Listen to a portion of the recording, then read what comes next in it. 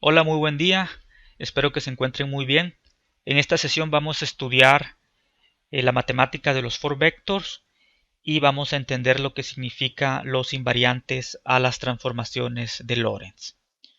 Entonces, empecemos. Previamente, en la sesión pasada vimos las transformaciones de Lorentz que nos sirven para eh, transformar entre coordenadas de dos marcos de referencia inerciales que uno se mueve relativamente respecto al otro. El sistema que estamos utilizando, o bueno, la geometría que estamos considerando, lo tengo aquí escrito.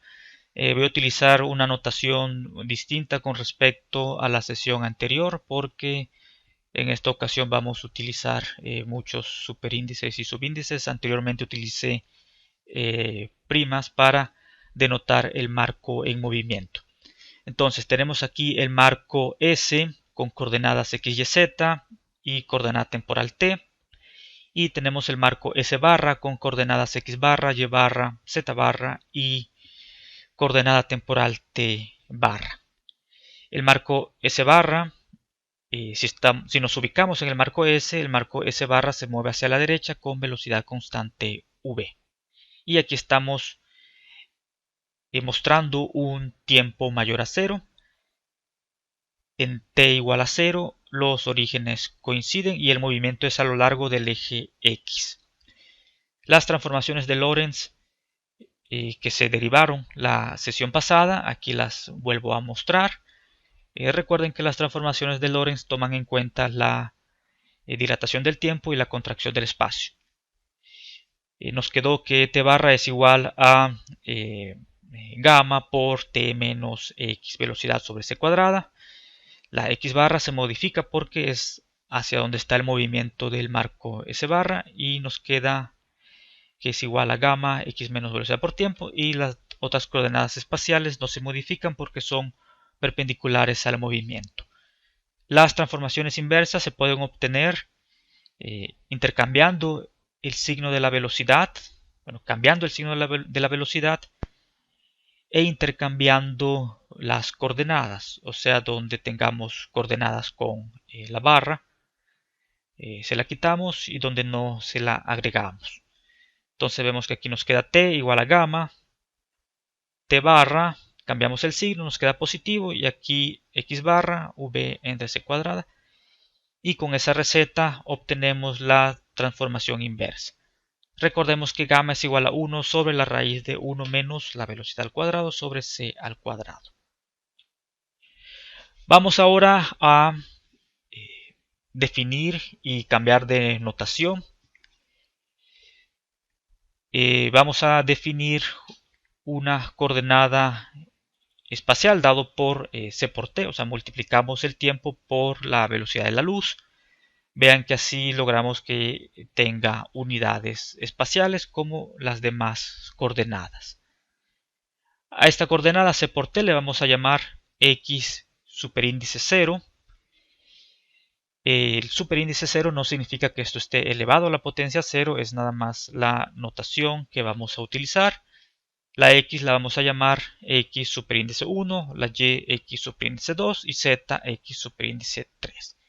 Y de forma similar para las coordenadas del marco S barra, c por t barra va a ser x barra superíndice 0, x barra es x barra 1, y barra es x barra 2 y z barra x barra 3. Vamos a definir parámetro beta como el cociente de la velocidad del marco S barra sobre la velocidad de la luz, y con ello nos queda que gamma es igual a 1 sobre la raíz de 1 menos beta al cuadrado. Aplicando esta nueva notación a las transformaciones de Lorentz, vean que queda de forma más compacta, pero para ello la primera transformación del tiempo aquí nos conviene multiplicar por c. Si multiplicamos por c, nos queda aquí a la parte izquierda c por t barra, este es x barra 0, que es lo que tenemos aquí, y al multiplicar por c nos queda c por t, aquí se nos va una c del denominador y nos quedaría la beta. V entre c es la beta y la x es la x superíndice 1, y así llegamos a esta ecuación con la nueva notación. La segunda ecuación, x barra, tal cual nos queda x barra 1, gamma x sería x1, menos, y aquí multiplicamos arriba y abajo por c, nos va a quedar beta, y nos va a quedar c por t, que c por t es x superíndice 0, y así llegamos a esta segunda ecuación utilizando la nueva notación. Y las otras dos ecuaciones, pues, queda fácil de cambiar la notación. Muy bien, al escribirlo de esta manera, estas transformaciones de Lorentz, ahora veamos que es posible escribirlo de forma matricial. Bueno, aquí tenemos nuevamente las transformaciones y en la parte derecha lo tenemos escrito en formato matricial. La parte izquierda tenemos un vector columna de 4 elementos.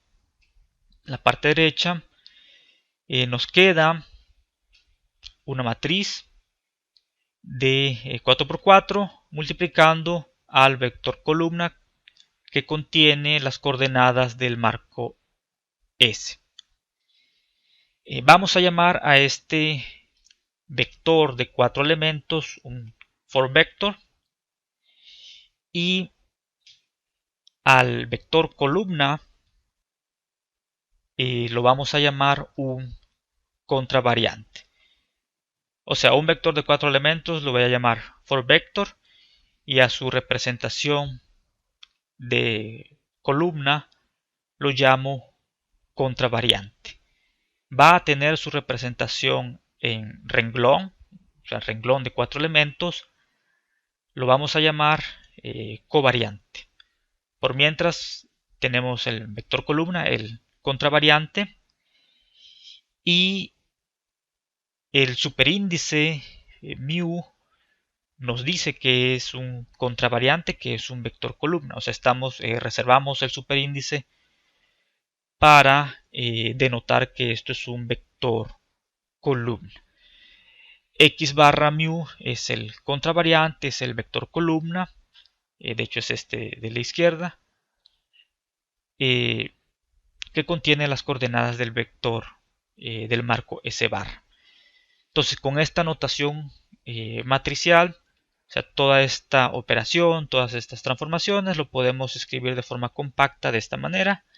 El contravariante X barra es igual a la matriz lambda multiplicando a el contravariante X. La matriz lambda se le llama esta matriz de transformación, se le conoce también como un boost. Aquí en particular es un boost en X, o sea, como un impulso al contravariante X. Por supuesto, también existe la transformación, el boost a lo largo de Y o a lo largo de Z, que representaría que el marco S barra se mueve en Y o en Z. También lo podemos escribir, todas estas transformaciones, ecuaciones, lo podemos escribir con los elementos. Aquí la X minúscula me refiero al elemento tal cual como lo hemos tenido aquí escrito, y X barra mu, donde aquí ya queda claro que la mu va desde 0 a 3. Entonces este elemento es igual a tal cual esta operación matricial, o cómo funciona la operación matricial, que es multiplicar este por este elemento, luego la segunda columna por el segundo renglón, etc. Eso lo tenemos representado aquí en esta sumatoria. Ahora, este lambda con subíndice y superíndice, vemos que el superíndice aquí representa el renglón de la matriz lambda mayúscula, y el subíndice representa la columna. Por ello sumamos por columnas y este es el elemento del contravariante, o sea, el elemento nuésimo del contravariante. Y también lo podemos escribir utilizando la notación de Einstein, con el entendido que en la notación de Einstein los índices repetidos significa sumatoria, y también con el entendido que estamos trabajando con 4 vectors, por lo tanto aquí pues tenemos que sumar desde 0 a 3, o sea 4 elementos. Ahora nos interesa definir el producto interno entre 4 vectors. Para ello vamos a iniciar tomando como ejemplo el producto interno de los 3 vectors, o sea, de vectores de 3 elementos. Y sabemos que el producto interno es simplemente la suma de la multiplicación de los de elemento por elemento. ¿Ok? Y una propiedad de este producto interno es que sabemos que es invariante a rotaciones, bueno, invariante a el sistema de referencia. O sea, por dar un ejemplo, pensemos en el trabajo. El trabajo realizado por una fuerza es el producto punto de la fuerza multiplicando al desplazamiento. Dicho trabajo realizado no depende del marco de referencia, o sea, puede estar rotado, puede estar desplazado. El trabajo realizado va a ser igual, el producto punto de esos dos vectores va a ser el mismo, o sea, me va a dar el mismo escalar. Ahora, lo que sí va a cambiar si rotamos o trasladamos el marco de referencia, nuestro sistema de coordenadas, lo que va a cambiar son las componentes de los vectores, pero lo que no va a cambiar es este escalar, este producto interno. De forma similar, queremos definir un producto interno, un invariante a las transformaciones de Lorentz. O sea, queremos algo que si yo lo calculo con las coordenadas espaciotemporales del marco S, eso me va a dar un escalar. Quiero que ese escalar sea igual a que si yo lo determino utilizando las coordenadas espaciotemporales del marco S bar. Eso sería un invariante a las transformaciones de Lorentz, un Lorentz invariant. ¿Cómo lo encontramos? Lo primero que se nos viene a la mente es utilizar de forma análoga la definición del producto interno de los 3 vectors, y pues digamos por lo tanto que el producto interno de dos 4 vectors es simplemente la suma de la multiplicación elemento por elemento, y sería por lo tanto de esta definición. Entonces veamos si esto funciona, si esto nos da un invariante de Lorentz. Vamos para ello a utilizar los 4 vectors x, o sea, de las coordenadas espaciotemporales, y con las transformaciones de Lorentz. Para simplificar aquí el cálculo, utilicemos nada más las primeras dos coordenadas, la coordenada relacionada a, o sea, c por t, y la coordenada x. La coordenada y y z, bueno, digamos que es 0. Como sea, pues esas no se ven alteradas con este boost que es a lo largo de x. Entonces nos interesa el producto interno entre el del contravariante con el mismo. O sea, es como la magnitud de este contravariante x bar. De acuerdo a esta definición, significaría que es simplemente la suma de sus elementos al cuadrado. Bueno, la suma, bueno, de cada uno de sus elementos al cuadrado, tal cual como lo tenemos aquí, ¿no? Si esto es invariante a Lorentz, significaría que al sustituir cada uno de estos elementos con su respectiva transformación, nos debería de dar la cantidad de la izquierda, o sea, igual, pero con las coordenadas del marco S. Y veamos si realmente eso ocurre. Lo que vamos a hacer es simplemente sustituir este x barra 0 por gamma x0 menos beta x1 y elevarlo al cuadrado, y luego el x barra 1 lo sustituimos por esta transformación y lo elevamos al cuadrado.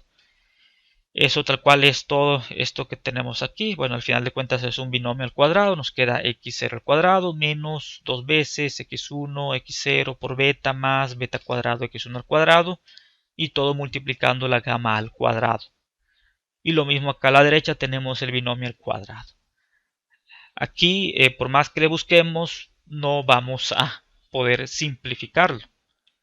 Veamos que pues no hay manera. O sea, simplemente con los términos cruzados ya no podemos llegar a este resultado de la derecha. Ok, entonces pues bueno, este primer approach resulta desafortunado, pero nos sirve para ganar cierta intuición. Vemos que aquí los términos indeseados son estos términos cruzados, el x0, x1. Pero vemos que son idénticos, que tienen este mismo factor, el 2 gamma cuadrado beta, aquí también. ¿Qué pasaría si se eliminaran esos términos? O sea, ¿cómo le podemos hacer para que se puedan eliminar estos términos cruzados? Entonces, lo que podemos hacer es, aquí por observación, si hubiese un signo negativo aquí, y bueno, repito, o sea, lo que estamos buscando es una cantidad invariante a Lorentz. O sea, no significa que aquí estamos como que haciendo trampa. Simplemente vemos que si hubiese un signo negativo aquí, se nos eliminan los términos cruzados y eso se reduce a esta cantidad. O sea, aquí ya hemos factorizado el x superíndice 0 al cuadrado. Vemos que esto multiplica el gamma cuadrado menos 1 más beta cuadrado y el x superíndice 1, o sea, la coordenada x del marco S, queda multiplicando, de hecho, al mismo factor, solo que con signo contrario. Aquí nos queda menos beta cuadrado más 1 y aquí tenemos menos 1 más beta cuadrado. Pero resulta que esto se puede simplificar aún más. El gamma cuadrado sabemos que es 1 sobre 1 menos beta al cuadrado. Y por lo tanto este factor gamma cuadrado 1 menos, menos 1 más beta cuadrado, esto es igual a menos 1. Porque pasamos multiplicando esto a la parte izquierda y nos queda que esto es igual a 1. Entonces, el x superíndice 0 al cuadrado multiplica realmente a menos 1 y el x1 multiplica a 1. O sea, todo este gamma cuadrado menos beta cuadrado más 1 es 1.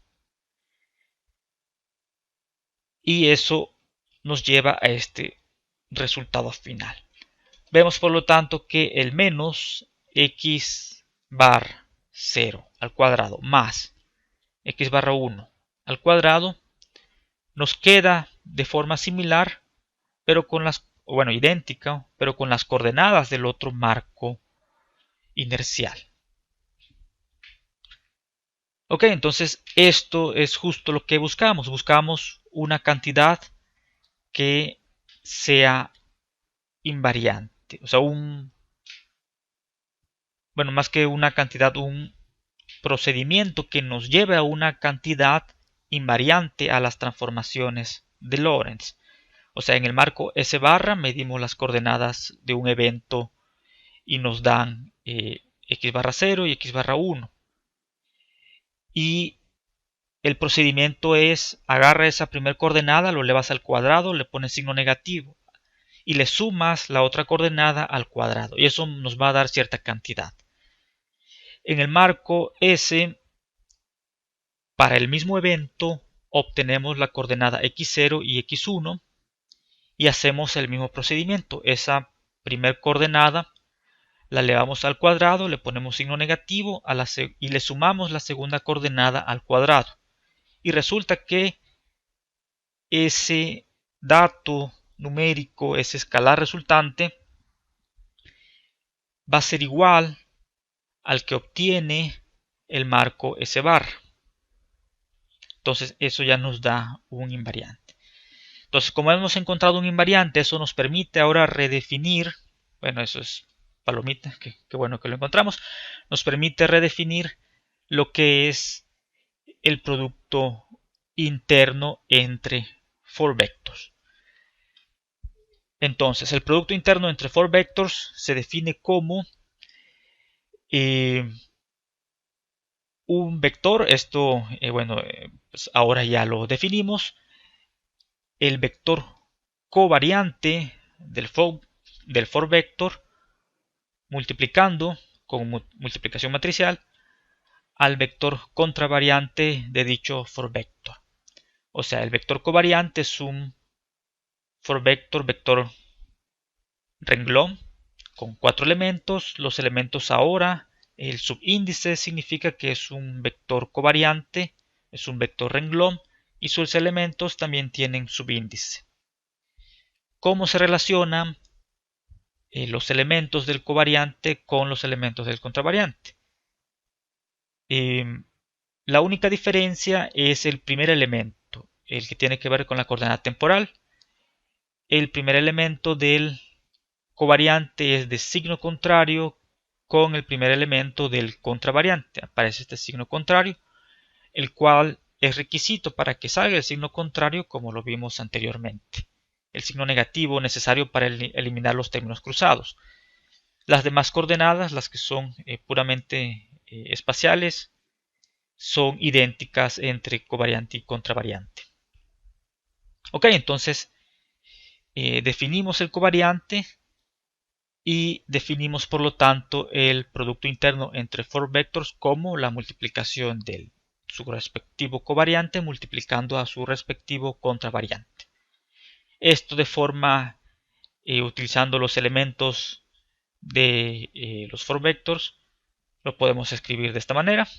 Okay, o sea, el elemento muésimo del covariante multiplicando al elemento muésimo del contravariante, y pues esta sumatoria lo podemos escribir con notación de Einstein de esta manera más compacta, o también con notación matricial. De esta forma también es forma compacta. Ok, entonces en conclusión, si desglosamos ya utilizando las 4 coordenadas espaciotemporales, el producto interno de un 4-vector nos queda de esta forma, y si lo transformamos con Lorentz, aplicamos un boost, nos queda de forma similar pero con las coordenadas en el marco S barra, y vemos por lo tanto que este producto interno es invariante a Lorentz. Vamos a ver un ejemplo para ganar intuición de qué es lo que esto significa. Si recuerdan de la sesión pasada y de hecho de el quiz pasado, había una pregunta que teníamos una nave espacial que lanza un flash de luz, y eso genera un frente de onda esférico, y se preguntaba si nosotros, estando afuera de la nave, si veíamos igual un frente de luz esférico, a pesar de que la nave está en movimiento. Y dado que de los postulados de Einstein sabemos que la velocidad de la luz es igual en cualquier marco inercial, pues ahí podíamos concluir que nosotros también observaríamos un frente de onda esférico. Eso lo podemos comprobar aquí con esta matemática. Si pues lanzamos un flashazo de luz en la coordenada, digamos t igual a 0, y en el origen espacial, en el marco S, eso podemos demostrar que el frente de onda esférico satisface una ecuación, la ecuación de una esfera. Ok, o sea, en un tiempo t ya se ha desplazado una distancia c por t, y por lo tanto sus coordenadas espaciales del frente de onda satisfacen esta ecuación. O sea, x cuadrada más y cuadrada más z cuadrada es igual a c por t al cuadrado. Es la ecuación de una esfera de radio c por t. Y aquí, bueno, pasé el radio a la parte izquierda y aquí nos queda esta ecuación. Ahora, con la notación de los elementos del contravariante, pueden ver que queda escrito de esta forma. Y esto tal cual es el producto interno de el for vector. Y como hemos visto, esto significa que es un invariante. La transformación de Lorentz en un marco S barra, en un marco en movimiento, se escribiría de esta manera. O sea, porque esto es igual a esto y por lo tanto esto también es igual a 0. Entonces esto también satisface en el marco S barra una ecuación, la ecuación de una esfera. ¿Okay? Entonces aquí demostrando que efectivamente vamos a tener un frente de onda esférico en S barra. Y no tan solo en S barra, en cualquier marco inercial va a observar un frente de onda esférico. Muy bien, vamos ahora a definir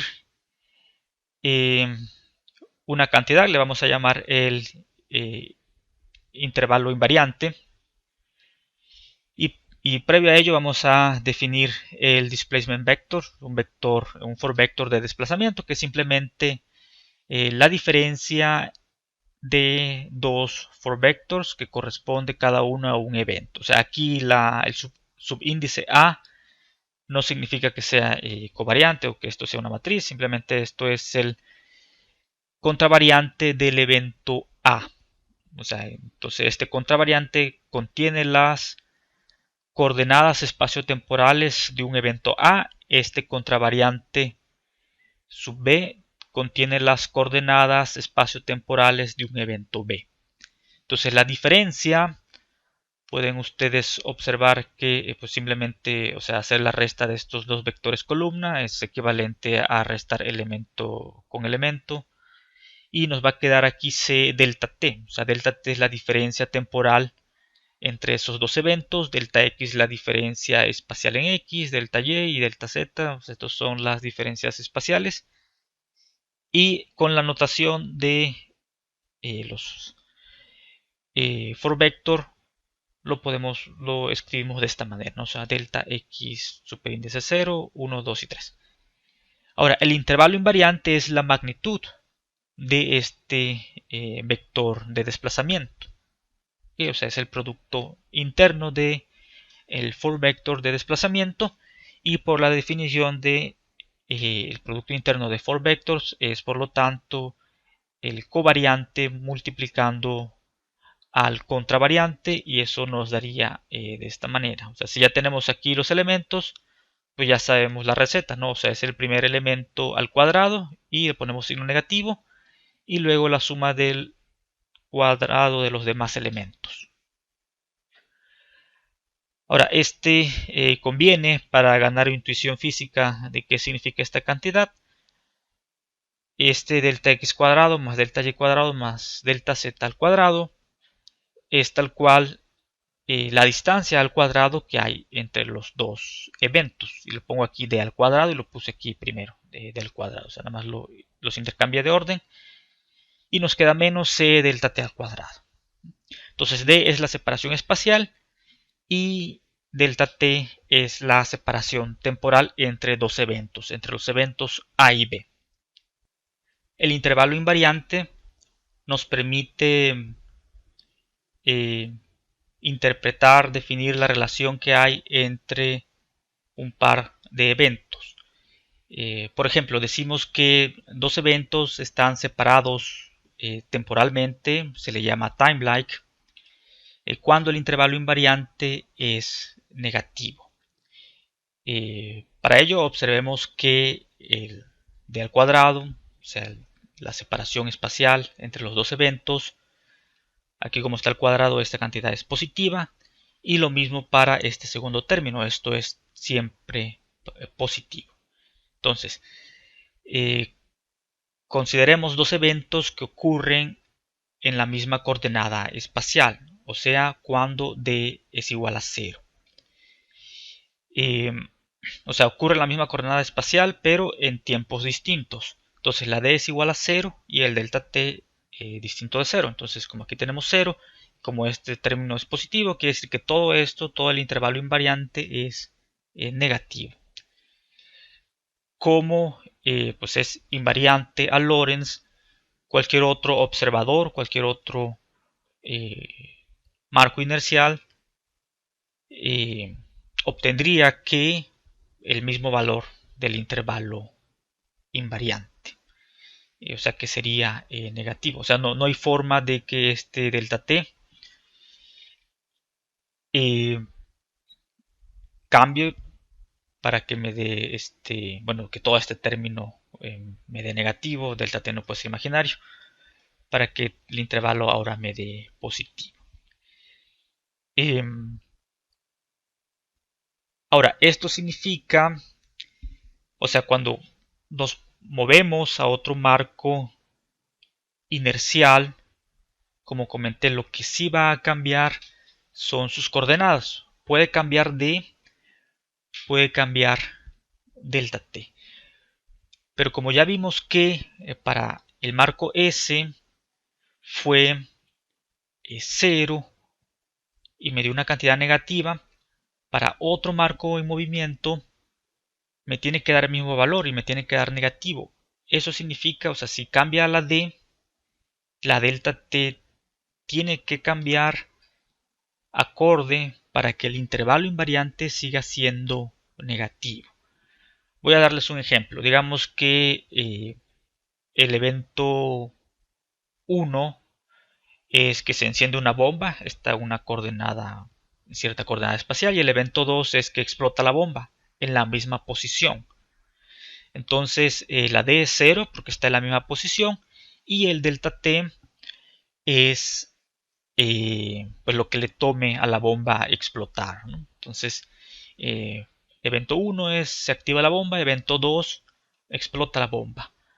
Ahora, en otro marco, en movimiento, alguien quien sale corriendo, por decirlo así, eh, para esa otra persona, ahora el evento 1 se activa la bomba, ocurre en cierta posición y bueno, en cierto tiempo inicial, y el evento 2 cuando explota la bomba, como va en movimiento, pues ahora la posición de la bomba es distinta, entonces la D cambia.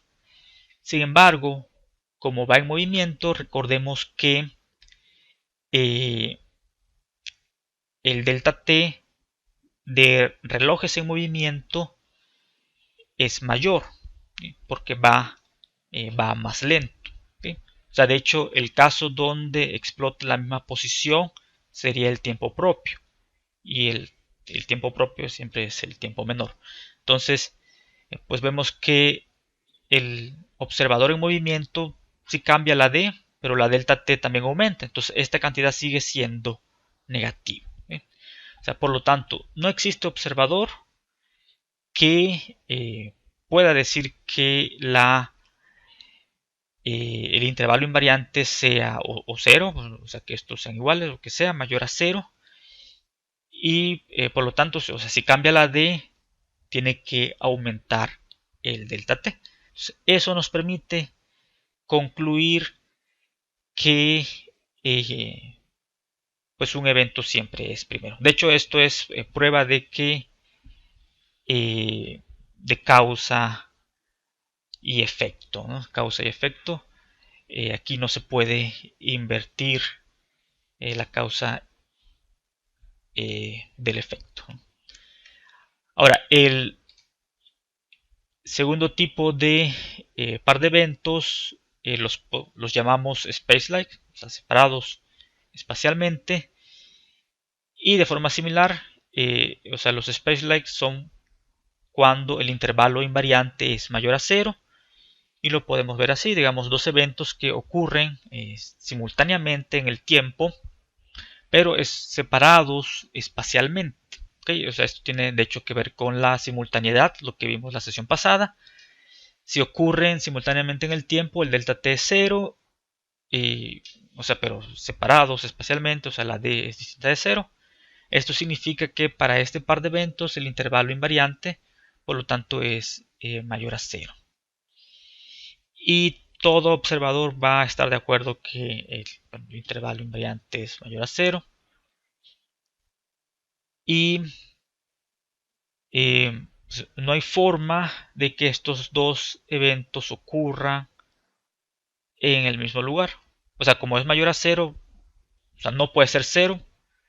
Si quisiéramos que fuera 0, quiere decir que la D es 0, significaría que ocurren al mismo tiempo. O sea, un ejemplo de este tipo de escenario es, de hecho, de la sesión pasada, cuando les mostré el caso de Ana y Beto, que caen los dos rayos en la misma posición. O sea, cuando estábamos hablando de lo que es simultaneidad, o sea, que dos eventos que son simultáneos en cierto marco no necesariamente lo son en otro. Pues el caso de los dos rayos para Bob eran simultáneos, para Beto perdón, eran simultáneos, pero para Ana no lo eran, ¿no? Porque pues va en el tren y pues veía un rayo primero y luego el otro. O sea, para ella ya su delta T es distinto, pero su D también tiene que cambiar. Pero para Beto, que estaba debajo, o sea, fuera del tren, el delta T era igual, ¿ok? Los rayos para él caían al mismo tiempo. Y por último, clasificamos eventos como like cuando el intervalo invariante es 0. Y si eso se da es porque bueno, se cumple esta condición, que D es igual a C por delta T. Y pues la única forma en la que se cumpla es viajar a la velocidad de la luz. Esto solamente se da para haces de luz. ¿Sí? O sea, correspondería a un haz de luz. El caso con I igual a 0. Vamos a entender un poco más qué información nos da este intervalo invariante, y para ello vamos a ver lo que son los diagramas de espacio-tiempo, también conocidos como los diagramas de Minkowski. Y es básicamente una gráfica de tiempo, bueno, c por t versus la coordenada x. Y digamos que tenemos un objeto en movimiento y graficamos su trayectoria. O sea, aquí nada más en una dimensión. Y esta curva representa el movimiento de dicho objeto a través de la coordenada x y en el tiempo. A esto se le suele llamar esta worldline, a estas gráficas.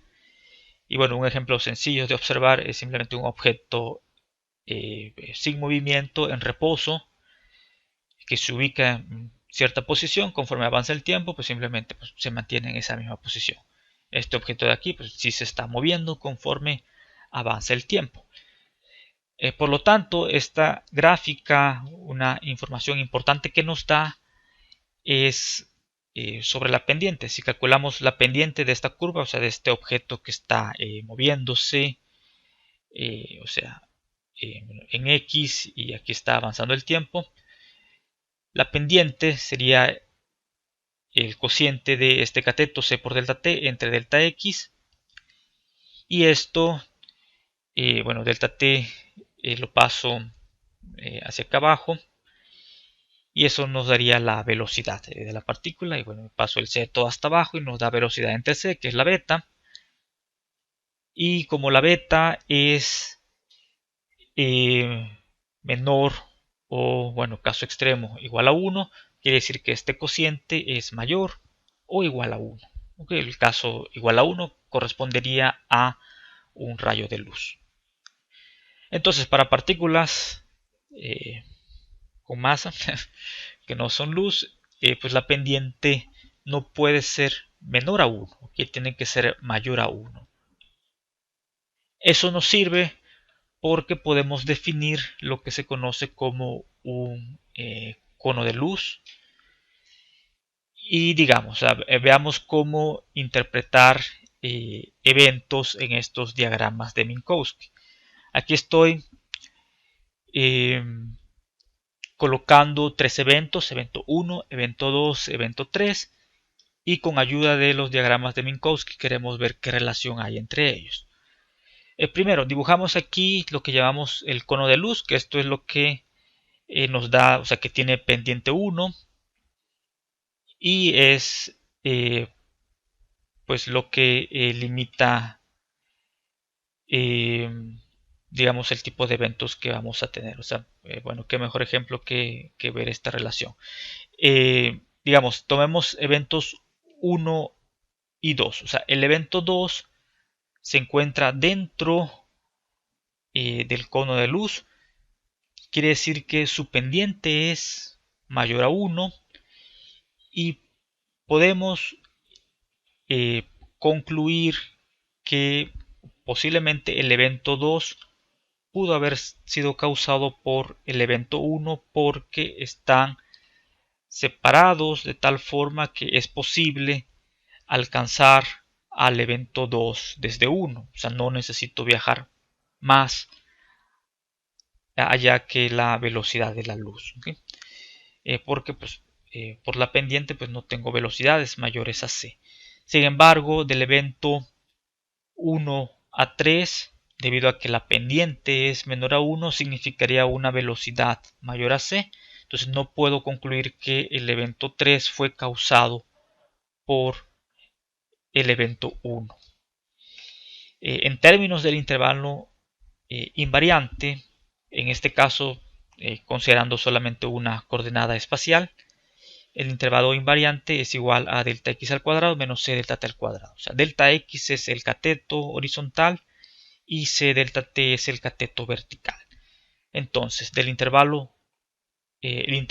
invariante para el par de eventos 1, 2 es, pues bueno, el delta x es este cateto, que vemos que es menor que el cateto vertical. Por lo tanto, el intervalo invariante, como esto es menor que este otro, es negativo. ¿Okay? Entonces, el evento 1 y 2 son timeline, ¿okay? Están separados temporalmente y como esto da negativo, quiere decir que no puede el evento 2 pasar del cono de luz, ¿okay? Porque eso ya me daría positivo, o si está sobre el cono de luz nos daría igual a 0. O sea, el evento 2 no hay marco de referencia que haga que el evento 2 caiga dentro del cono de luz. Y para el caso de los eventos 1 y 3 hacemos lo mismo, vemos el cateto horizontal que es mayor al cateto vertical y esto nos da un intervalo invariante entre los eventos 1 y 3 mayor a 0. Ok, ahora si nosotros, bueno, observen que aquí pues no hice alguna transformación de Lorentz, son las coordenadas para cierto marco S. Si nos movemos a un marco distinto, o sea, con cierta velocidad, un marco S barra, pues eso nos cambiaría las coordenadas espaciotemporales de los tres eventos, ¿no? Sin embargo, el intervalo invariante entre el 1 y 2 va a seguir siendo negativo. Pero ahora pues ambos van a cambiar. Y lo mismo para el 1 y el 3, van a cambiar en otro marco, pero el intervalo invariante entre el 1 y 3 seguirá siendo positivo. Y seguirá siendo el mismo valor, simplemente seguirá siendo positivo.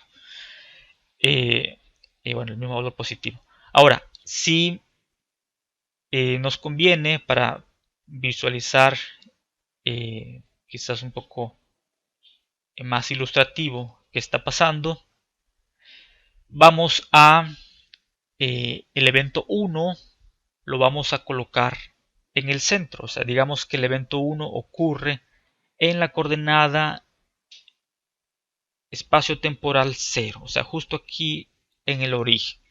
Aquí estamos dibujando el cono de luz, esta línea punteada. Y bueno, por cierto, pues no los mencioné, se le llama cono de luz porque si tomamos la otra coordenada, digamos y, que sale de la pantalla, pues nos formaría en 3 dimensiones un cono. Entonces, el evento 1 está en 0. Y digamos que el evento 2, para este ejemplo, corresponde a un par de eventos tipo time-like. ¿Okay? Para el tipo time-like sabemos que el intervalo invariante es negativo. O sea, entonces digamos que ocurre, bueno, justo aquí. Ahora, cuando yo me paso a otro marco eh, inercial con cierta velocidad, al hacer las transformaciones para el evento 1, como el evento 1 está en 000, al transformarlo en el otro marco, también me va a dar en 000. ¿Okay? O sea, lo pueden ver de las transformaciones que si todos son ceros, pues el otro evento, en el otro marco, el evento va a caer también en 0. ¿No?